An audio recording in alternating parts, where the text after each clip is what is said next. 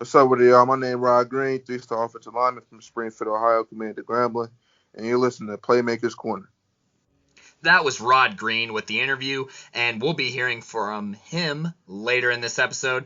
But for now, please enjoy the Troy Fountain interview and stay tuned for the Rod Green one coming up next. Hello, y'all. Welcome back to the Playmakers Corner podcast. I'm your host, Cody Stoffer, and I'm joined here today by Mason Austin and a special guest. If you would like to introduce yourself, where you're from, what position you play, go ahead. I'm Troy Fountain. I play center at Escambia Academy. All right. And you're also from Bama, so you're our first out-of-state interview. So thanks for joining us today. Yes, sir. So something that we like to do to kind of break the ice with everyone who we have on the show is get to know kind of experiences that helped mold you as an athlete. So this first question we got for you is, what is your favorite sports experience or memory while playing? This could be a specific play where you like pancaked two people or something. This could be a specific game where you had a great performance and your team won against a rival or something like that. It also doesn't have to be limited to football, but usually it is. All right, I got you. I remember I was ninth grade and I wasn't playing much, but I remember we beat a real good team in our area. And then, my 10th grade year, we didn't beat them till about my senior year. And that was just a great feeling to feel that again. Yeah, kind of like a revenge game after a couple of years. Yeah, so it was just like a great feeling because you always feel like once you beat that team that you kind of made it to the top and you feel like you have a real good chance at winning a championship. Fair enough. That's fair. That's very fair. So I'll pass it over to Mason. He'll have some questions for you. Hey, I'm Mazen Austin. I actually was the one that did your film breakdown, and I really enjoyed watching your film, man. Thank you. I was just wondering, what's your favorite sports viewing experience, like something you've watched? Well, I got an uncle, and he coached at Auburn, and right now he's at Arkansas. But I remember we got to be able to be on the sideline, me and my brother, for the Auburn kick six. Oh, that's sick. Yeah, that was great. The crowd rushed the field and everything. I got separated from everybody else, jumping in the pile with them. That's super fun. That was a good experience. All right. What is your reaction? What is your reaction to our evaluation of your game? It was, it felt good because, I was listening to the one before, and the person before me, I know y'all said, they're NAI or something like that. And then me, y'all said, possibly if I was a little bigger, y'all said I should at least go Division II. That felt good. Yeah, I'm 100% on that. I think you could still go Division II, man. Yes, sir. I've had a bunch of NAI offers, but I've also had a bunch of Division II coaches give me walk-ons. But they pretty much, told me if I was any bigger, I'd be able to get an offer. Okay, I got you. Yeah. If you had to pick like a player that you model your game after, who would it be, man? My favorite NFL player is Marcus Pouncey. He's the center for the Steelers. Well, he retired this year. But I love, he was real mean. And I learned, at a young age playing with my brother and stuff that if you want to be able to be an offensive lineman, especially one to possibly go to the next level and play or be any good, you got to be able to be mean. That's very true. What are like 2 to 3 qualities that you think separate you from other centers in the leagues? I believe, I'm not quite the fastest, but I know, we know what the snap count is, and I believe I can beat anybody with my first step. I believe I got a good, quick first step. And, I know I'm strong, so I feel like I can get anybody down to the ground or pancake them or block anybody. I would definitely agree with that. Your first step off that snap is unmatched by a lot of players. So Yes, sir. And I think what helps me a lot is I just got a bunch of confidence in myself. confidence is a huge key, especially on the line. Yes, sir. All right, and I'm going to kick it back to Kodey. And that's something that younger athletes need to hear too. You know, a lot of younger athletes, they don't realize that, you know, if you're not sure of yourself, that, you know, you're not going to perform at your best. So we appreciate you bringing up the confidence thing, because really it is an overlooked skill. It really is.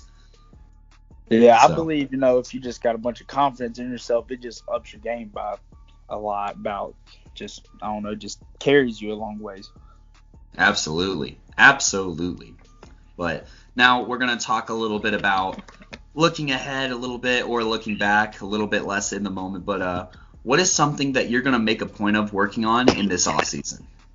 I need to get faster. Personally, my speed's not super fast, and I need to kind of work on. I remember the podcast I said, you know, I tend to get my hands outside when I'm going up to block somebody, and I need to work on getting that more inside in that first hit. Yep. So, and I think that you're very capable of doing both of those things. I don't know if you're familiar with like parachute training, but that's pretty good for speed.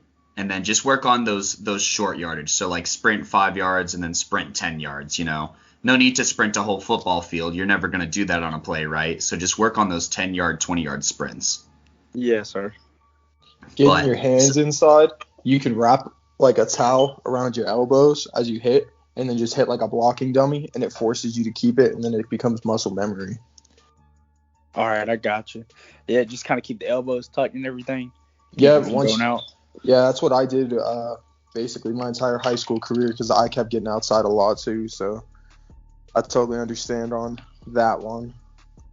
So you talked a little bit about you have plenty of offers from NAIA, and you have a couple of, you know, preferred walk-ons or whatever at the D2 level. What are some things that you prioritize from a school or a program?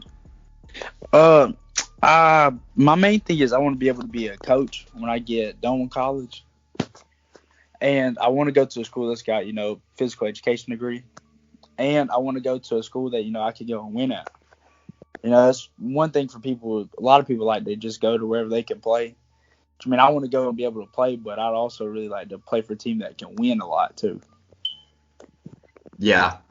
Look, everyone talks about, you know, go out there and have fun, but it's a lot more fun winning than it is losing. So it is. I'd rather do something where I either end up starting my last year or playing a little bit my last year, and we go 10-1 or 12-1, than start all 4 years and go 3-7. Yeah, that's a very fair expectation to have. That's a fair expectation to have. And you know, I really respect that. Simon, who, you know, is also on the episode, can't join us today, but he's a physical education major, and yeah, he's currently working on coaching and finding that niche. So, you know, I respect the heck out of that. I've coached some high school. Mason's coached some middle school and high school. So let me tell you, I think that'd be a lot of fun. And correct me if I'm wrong, but is your brother a coach right now? I saw some activity on the Twitter, and I don't know who's related, but I saw that their last name's Fountain. Yes, sir. He's a GA right now for Arkansas. He went up there and he got to play there last year, so he's been a GA for him so far. Okay, cool. And then your uncle, you said, was a coach, so you'd say that coaching probably runs in the blood? Yes, sir. My dad, he's a high school coach too, so. Nice. It's all just runs through the family. Keep that family coaching tree alive. Yes, sir. So, talking a little bit about the recruiting journey, what are some things that you wish you knew before about recruiting that you've learned? I wish that I would have got my film out earlier in the process than later. And just that a bunch of schools, well, NAIA, they don't really look for signing day. I didn't know that. I thought everybody was just really looking forward to signing day, because NAIA players, they usually sign later, and that's what I've been doing. I've been kind of just waiting it out, seeing what all comes my way. But just to get your film out a lot earlier than later is a lot better. Yeah, that's something that we've heard from a couple of players on the podcast before, and something that, young athletes really, they can't hear it enough. Like, the years are gonna go by faster than you realize, so you have to get out that film constantly, and unfortunately it's a grind, but I'd say it's a grind worth it in the long run, and you as a senior can probably vouch for that. Yeah, sir. And another thing too is don't ever just kind of wait for nobody else to send out your film, like some coaches, because we got some good coaches and they've sent out our film to coaches, but sometimes it's just so much for them to do at once, so it's better for you just to go ahead and send it out yourself and then kind of go from there.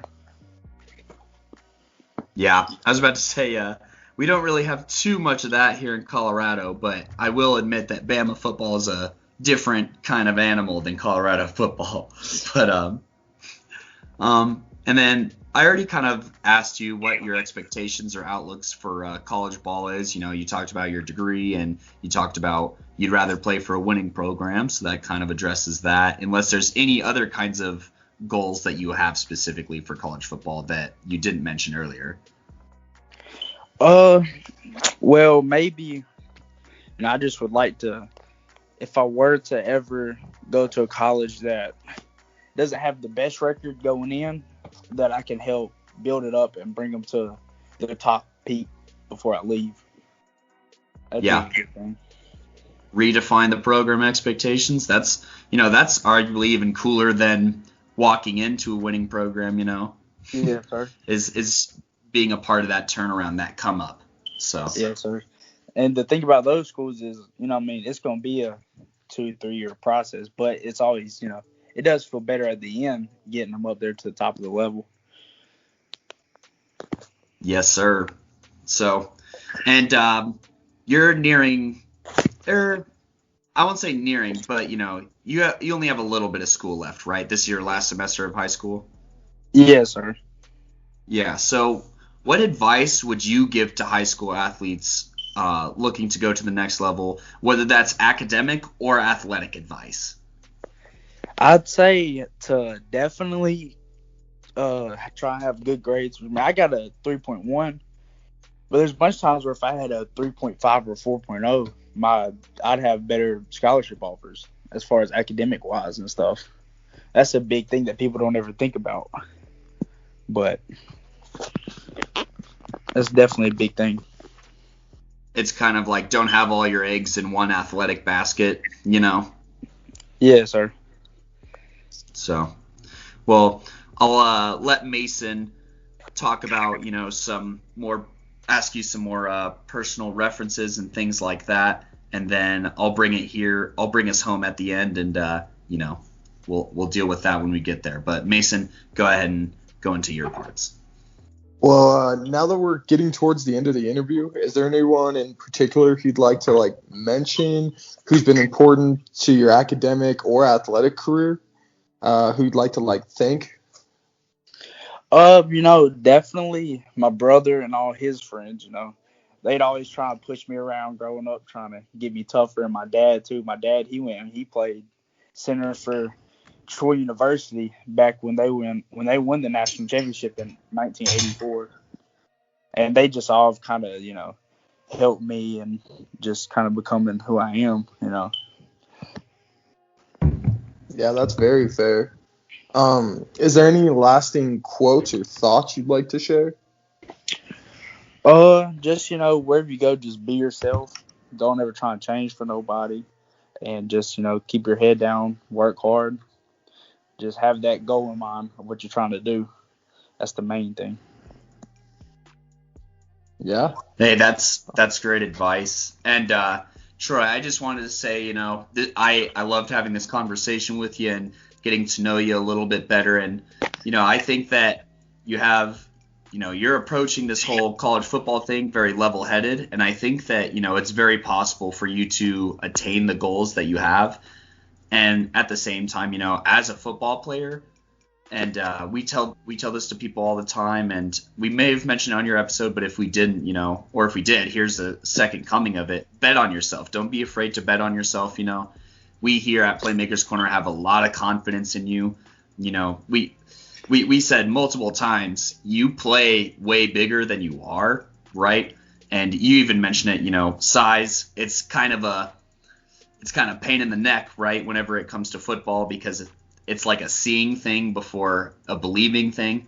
But know that we saw your film and we believe in your film and you as a football player and as a man. So I think wherever you go, you're going to find success as long as you're willing to go get it.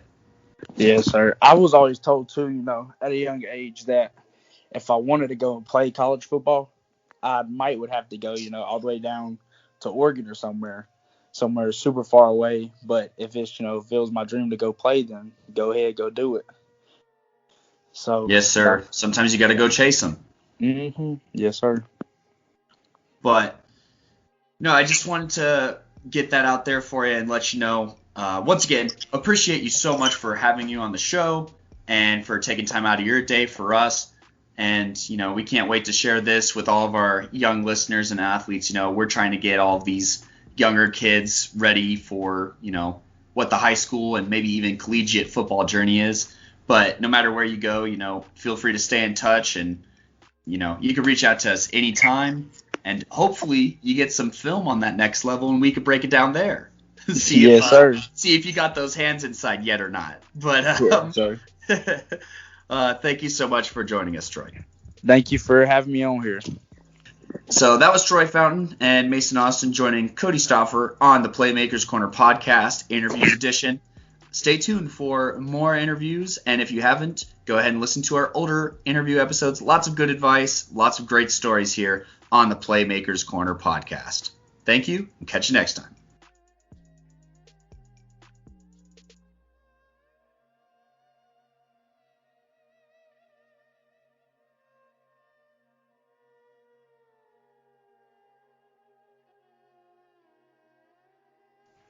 Hey, y'all. Welcome back to the Playmakers Corner podcast. I'm your host, Kodey Stauffer, and we have another interview with a very special guest today. And if you wouldn't mind introducing yourself, what position you play, where you play football, and where you're from. What's up with it, y'all? My name is Rod Green. I'm from Dayton, Ohio. I go to Springfield High School. I play offensive line, everywhere on the offensive line. I'm committed to Grambling, a 3-star recruit.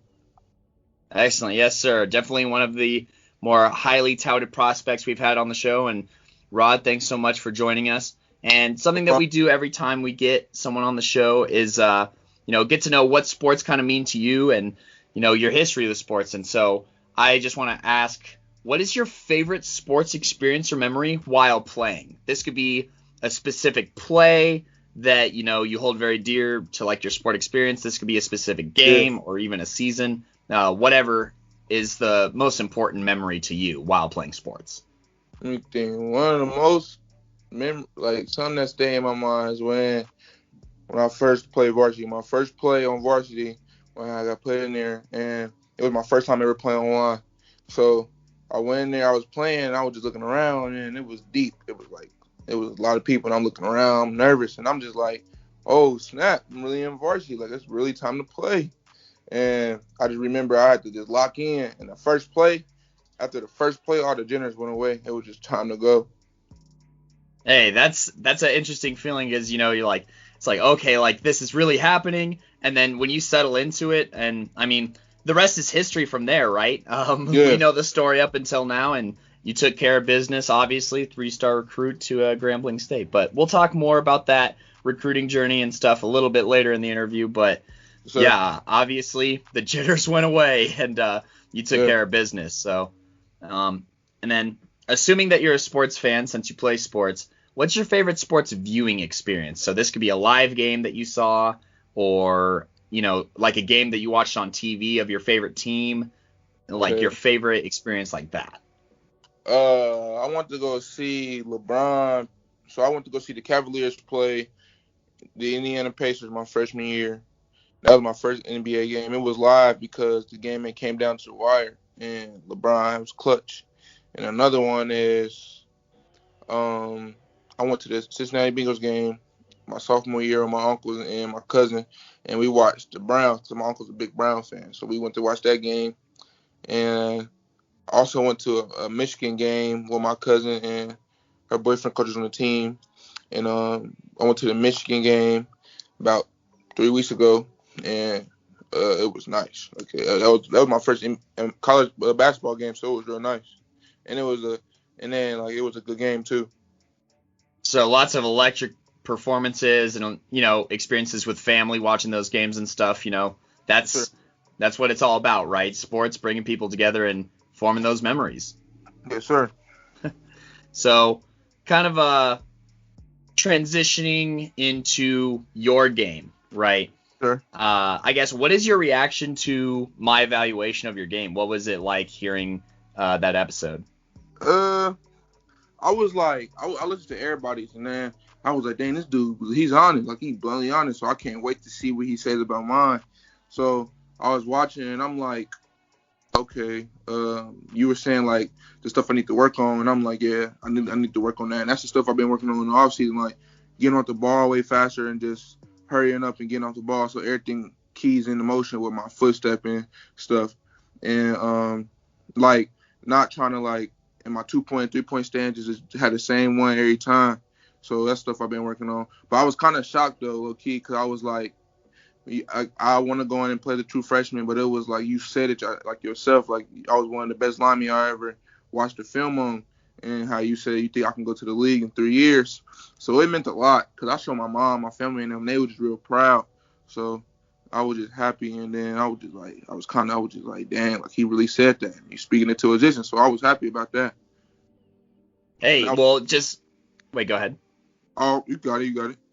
Well, I just say thanks for being such a great talent to watch. I mean, you're definitely, I meant everything that I said, and I enjoyed watching the film. As somebody who, I played wide receiver back when I played football, and, it's really hard for me personally to like really enjoy watching lineman film, but I enjoyed watching your film, like genuinely. So that's how that's how I knew that you're a special player, because it's like, okay, this is electrifying lineman film. Like this isn't something that you see every day. Yeah, yes, sir. So, and then kind of transitioning off of that, is there a particular player or set of players like growing up or even now that you kind of model your game after? Okay, so I played defensive line, so I liked defense a lot. I went to my sophomore year, but when I got into offensive lineman, I was watching Paris Johnson at Ohio State. I was watching him a lot. Like I was really watching his film and seeing how I could do stuff different. And I watched Cardell Thomas a lot too. I was watching a lot of college football.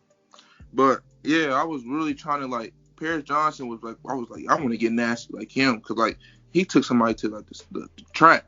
So I was like, I want to do that.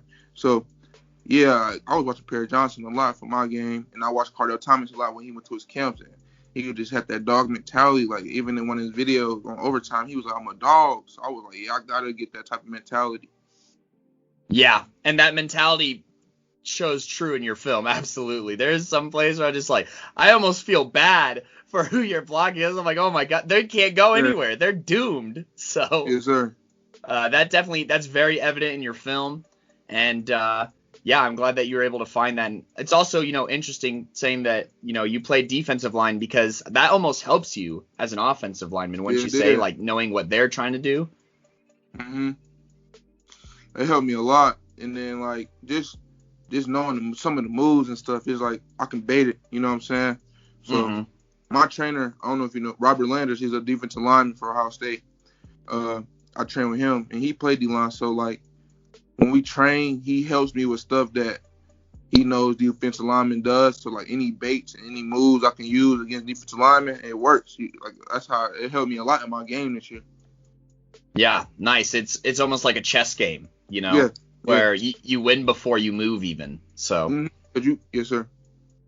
So, hey, I love to see that, and I love, a lot of these younger athletes, they don't realize everything that goes into, being an offensive lineman. I know that, over here in Colorado, a lot of linemen, at least like the not top tier linemen, they rely on just, being bigger than somebody, right? Yes, but sir. You and I know that it goes beyond that, because it's like, you're 6'5", you're 305, I think is what you were listed at. Sure. Yeah, so you're built, but it's those little things. It's, being able to bait. It's knowing the defense, knowing the lineup, and being able to adjust to blitz packages and stuff like that take you to that next level. Yeah, the little things, you take care of the little things, all the big things be covered. So the little things are most important, just knowing, like, okay, they got 3 linebackers. What gap can he come in? Can he come in A gap, B gap, C gap? Or where they try to do a stunt, is he leaning this way or that way? One thing, that's what I do in my game. I just look, and for any play, I just look, know what I got to do, make sure I know what I got to do. That helped me in my game a lot. Or, even just moving. You can't just be big and can't move. So you got to learn, you got to move, you got to get your hips loose, little stuff like that. So that's a lot of stuff I did in my game this year. Absolutely. I agree. And so talking about your game, I guess I want to ask you personally, and you've kind of talked about it a little bit too, but kind of narrowing down, what are 2 to 3 traits or skills that separate you from other linemen in Ohio or even in the country? I could say I'm 6'5", 305. I'm pretty fast for my size. I can move. I'm really athletic. So, like, in a game, you wouldn't even, like, I get up to the linebacker really quick. Like, second level, I'm there. Like, I just get there, and I'm just locked in. Then, like, another thing that can separate you from somebody else is your mentality. Like, I just got the mentality of whoever I'm blocking is not going to win. Like, I got to win. Like, this is the way I can feed my family. So, like, this is, like, everything. So, I got to go crazy. Like, that's my mentality. Just win, and beat a dog. So, I think that can separate me. It's just my mentality for real, how I take an approach to the game. Like, this is not just a game. It's something that I love. You know what I'm saying? Yeah, absolutely. And mentality, everyone looks at, football a different way. But, it's all about how it motivates you and how you translate it to the field. And obviously, it's working, so no need to fix it because it's clicking for sure. And, yeah, your speed is definitely something noticeable. I think I noted on how you pull. You get across the formation pretty quick, too. So, yeah, that's a good point. And that's something that, it's funny because a lot of linemen that I've talked to, they always talk about that they need to work on speed. So to already have it, and I mean, obviously you're going to continue to work on it, but, not having to build speed is a really nice asset to have as an athlete. Yes, sir. So, and I guess kind of talking about things to work on a little bit, are there any things that, and you already talked about a little bit, like, shooting out of the stance, working on the 2 and 3 point thing, but is there anything else that you're kind of focusing on this off season, or like, how are you approaching to work on, the 2 and 3 point stance similarities and getting off the line? All right, so, like, for instance, like, my passion, I want to stay lower, even lower than I can be, because, like, going against going against college linemen, you got to stay low, or they're just going to go right in your chest. So I'm working on staying way lower than I was in the season. In my stance, I'm just finding a stance that's way comfortable. So every play, I'm just there, and I know. But I'm just working on my stance a lot. I've been working on speed a lot, and just stamina, and just trying to, like, see plays I can, like, get better in. Like, pulling, I work on that a lot. So it's showing the game.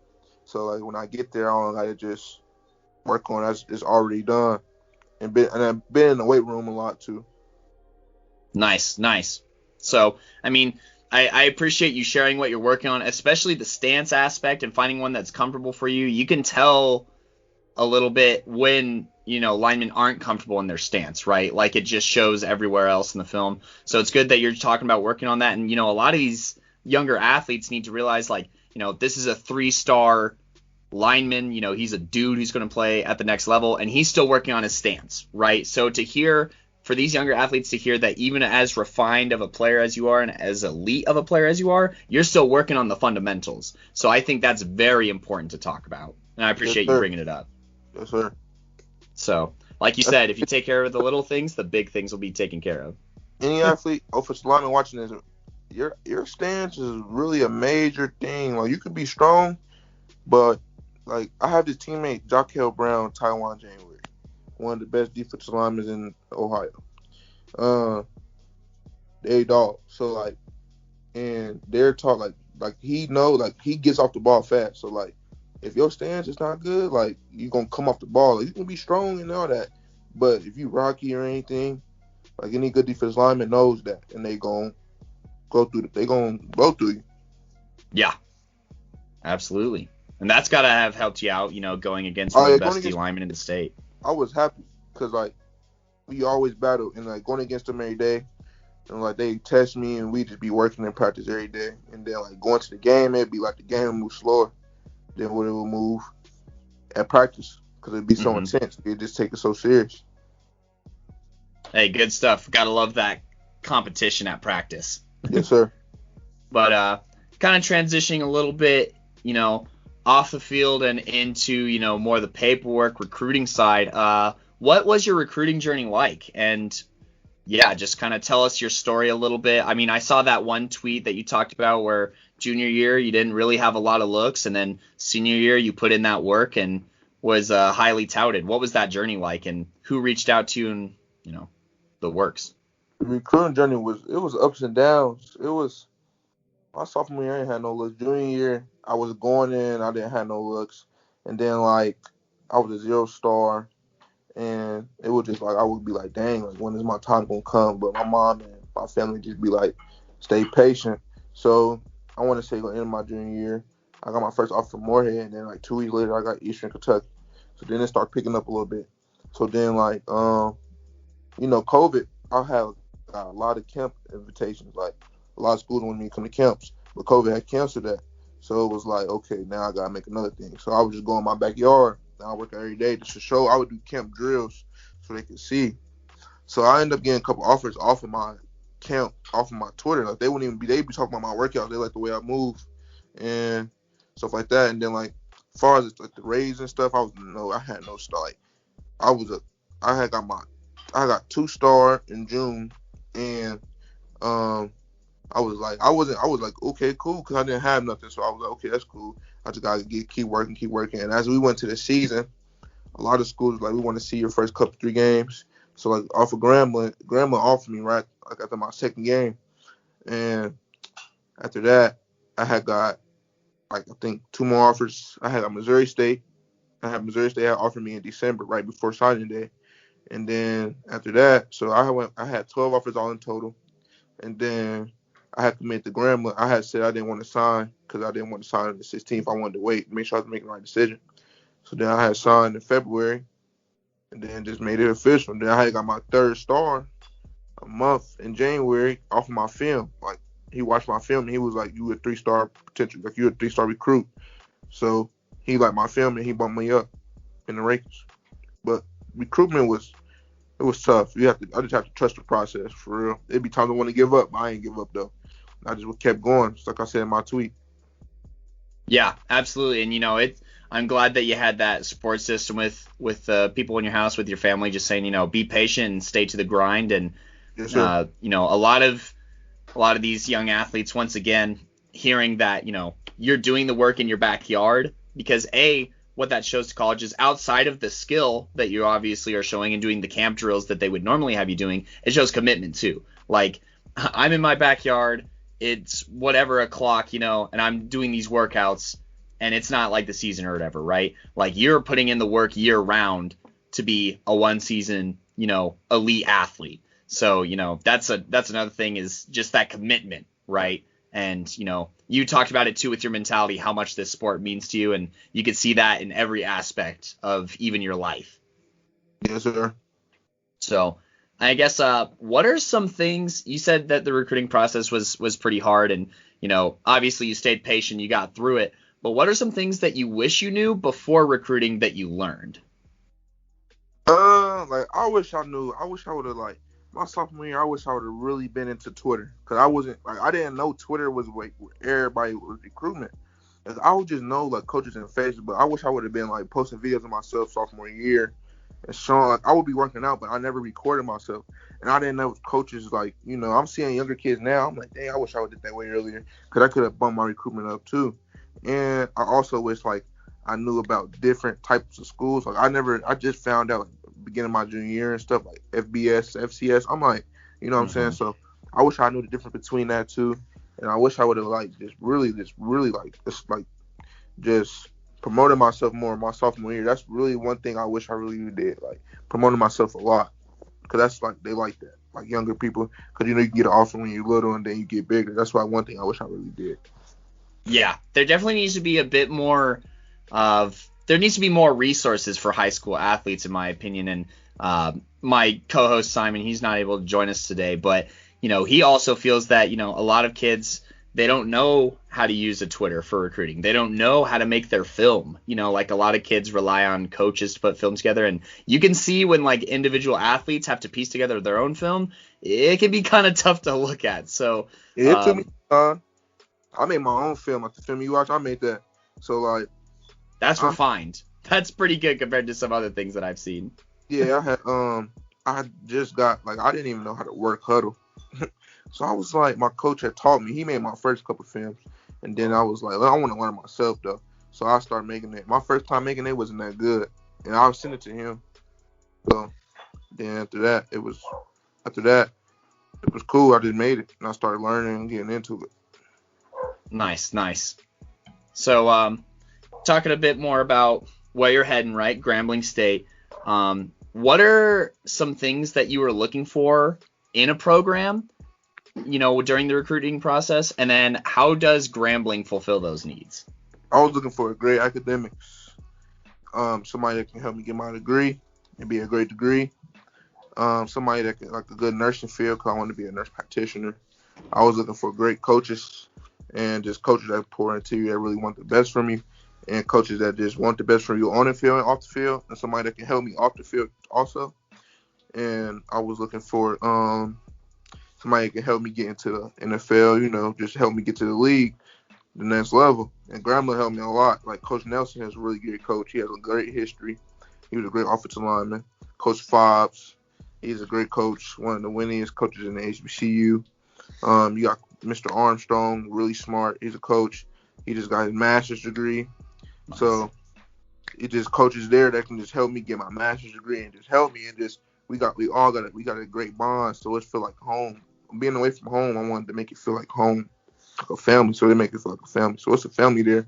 So that's why I chose Grambling over my top 3 schools. Yeah, sounds like Grambling has a lot of what you're looking for, and I'm glad that you're able to find that. Yes, sir. So, and obviously Grambling State, you already mentioned it, is a HBCU, and for our listeners, if you don't know what that is, that's historically black colleges and universities. Did that have anything to do with your decision, and what does it mean to attend and play for an HBCU? I don't know if it had anything. Okay, so it was an honor. That was my first. I had 2 HBCU offers. I had Arkansas, Pine Bluff, and Grambling. So I was like, dang, I got a chance to go play for HBCU. So I was like, okay, I got a chance. My mom loved it. My family loved it. I had family that went to HBCUs here, like Central State and stuff like that. So after that, I was like, okay, I had my top 3. I had them in there. So I had Grambling. I'm like, all right, I want to play for HBCU. I think I want to play for HBCU. And then talking to Coach Fobbs and stuff, he just making it like, and talking to players too, and then it was just like it's really a family, and talking to alumni, and it's alumni that live around me like 10 minutes away from me, so just talking to them and really getting to know the program. Besides so I'm talking to everybody else. I'm like, yeah, Grambling's the place I want to be at home, and it's an honor to play for HBCU, and at that, one of the best HBCUs in the nation. Yeah, I mean, you brought up the win percentage, for the coach, and honestly, that sounds like a great sense of community, and I'm really happy for you that you're able to find that and build those relationships, especially. Yes, sir. Especially because football in general, it's a great sport for building relationships. So to find a place to have those connections, it's a match. Yes, sir. But so now that your high school football career is over, and are you finishing up your last semester right now? Yeah, last quarter, yes, sir. Okay, last quarter. Okay, quarter system. So, talking a little bit about the projecting into college. You've already kind of talked about it, wanting to be a true freshman and stuff like that. What are some other goals that you have for college ball? First, I want to be a true freshman. I want to aim towards being one of lineman HBCU Player of the Year. I want to be a first team swap. That's the league. I want to be in the first team. I want to be an All-American in college. And I also want to have a great GPA. I want to have a great GPA in college. I want over a 3.0 in college. So Then I also want to be when the time comes. I want to go to the league. Like I want to be like one of the top prospects to come out of college. Absolutely. I love all those goals for you. I think that you're very capable of reaching those goals. And I especially want to point out to our listeners, that GPA goal, having over a 3.0 and being a good, obviously you want to be a great athlete, but you also want to be a great student. So I love that you have those priorities, and, that's something that, we'll just say a lot of athletes need to realize that they're student athletes, So I'm glad that you have that figured out. First thing, every recruit, before they even got recruited, they'd just be like, you seen your film? They'd be like, thank you. Can I see your transcript? First thing they want to see. So before they even go past that, you got to see that transcript. So you got to have your grades right, or you just won't. Or they're just going to delete the messages. A lot of kids out, it's a billion kids out here. So for them to take their time out to watch the film, usually if they respond, they like it. So yeah. So without that, it just, I don't know if you get recruited. Fair enough. So, and like you said, you're in your last quarter of high school, and you've already given lots of great advice during this episode, but is there anything else or any overarching messages that you want to add on, for high school athletes making their way through high school about how to get to the next level? First grades, and for good grades, just be focused in school, to be a student athlete, just be focused and then go take care of your business. Get started early, don't wait till it's too late. Time is time, so time's gonna keep going. There's always somebody trying to work harder than you. There's always somebody trying to take your spot. There's somebody trying to go to the same school you trying to go to. So you got a billion kids. Coaches gonna look at their kid like, what separates him from the difference? That could be you being a great athlete. You can have a 3.0 GPA, and that person above you, y'all got the same skill. That person above you can have a 3.5, so they're gonna be like, okay, we're gonna take him with 3.5. You know what I'm saying? So just little stuff like that can separate you. You can have the same skill. You can be the best player, but you just got to have the grades. They going to take that person with the better grades because they going to think they ain't got to worry about anything when he comes to campus. Another thing is, though, just work hard. Work outside of practice. Just don't practice, work outside of practice. Work on the little things. The big thing is take care of yourself. Just grind and eat right. Follow God. Keep God first. And just keep your faith. Without prayer, it just won't happen, like most of the time. So if you believe in that, but without prayer, you got to just pray on it, and you just got to trust the process. Don't try to rush it, because when you rush the process, you get stressed out. So you get stressed out, and then like everybody's process not the same. So you always want to be happy for everybody else. Whoever you're around, be happy for everybody else. Just know that your time gonna come, and just keep family, get good people around you, and everybody hang with people you wanna that's trying to get on the same goal. They don't even gotta play sport, just somebody that's focused. You know what I'm saying? So just do what you gotta do, and you be great. Yeah, lots of good advice. Basically control what you can control. Right, that's one of the first things and having that self-awareness. And I'm glad that you brought up, mind who you surround yourself with, because we're kind of getting towards the end of the interview, and I actually was just about to open up the floor to you to shout out anybody who's been important to your academic or athletic career. And like you said, this could be friends, family, coaches, fellow players, or whatever. I just want to give you time to just do shout outs. Right, I want to shout my mom. My mom is a never like I want to shout God, because God, this none of this would be happening. Then I want to shout my mom, because my mom's the person that just pushed me, and even in working out, like even some days I want to work out, she like, you need to go work out, so go work out. So I would go work out. I want to shout my mom. I want to shout both my uncles, father figures in my life, just pushing me anytime I needed something. I can get it from them, or we wouldn't go work out, I can just call them. I want to shout my grandma. My grandma was my road dog. She was just always with me. We just always bond. I love her. Love all of them. I want to shout my cousin Neek. She helped me a lot. We bond really good. Like in that recruiting process, I used to call her and I would get frustrated, and she'd just be like control what you control. And sometimes I don't use a word like if. It's like she always changes to win. Like if I say if anytime, she'd be like win. So if I be like, if I'm gonna get this, she'd be like win, you get that. I want to shout her out on that too, because she helped me a lot with the recruitment when I would get frustrated. Also, coaches, I want to shout out Coach June.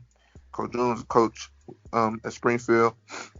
He helped me a lot. I was like a mentor / a coach. I could talk to him anytime about anything. He would help me with my recruitment, sharing stuff, talking to coaches for me or anything. So I want to shout him out. Tremaine Hall in Hansview. I'm gonna shout him out too, because anytime I need to work out, I can go here, and he just helped me in my recruitment too, calling coaches, letting me come to his place to do an indoor combine, anything. Robert Landers, same way. I want to shout him out because he helped me a lot too. And anybody else, just my friends, just always on my back and just helping me and just telling me everything, just being proud. So I just want to shout them out. Appreciate y'all. Love y'all.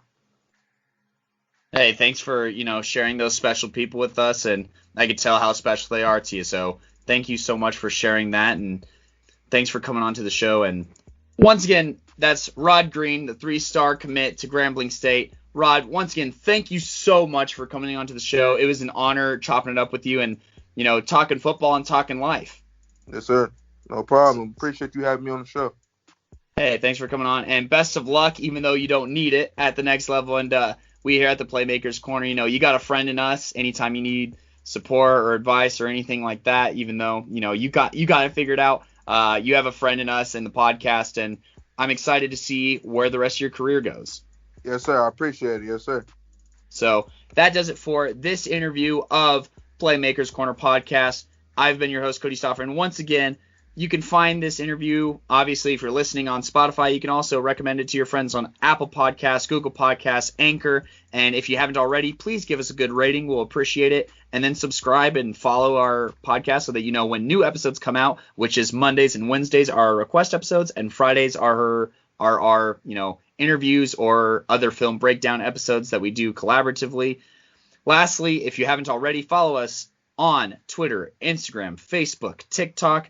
You can find a bunch of content all over those, and look out for interviews being posted to YouTube. But like I said, I'm Kodey Stauffer, and peace.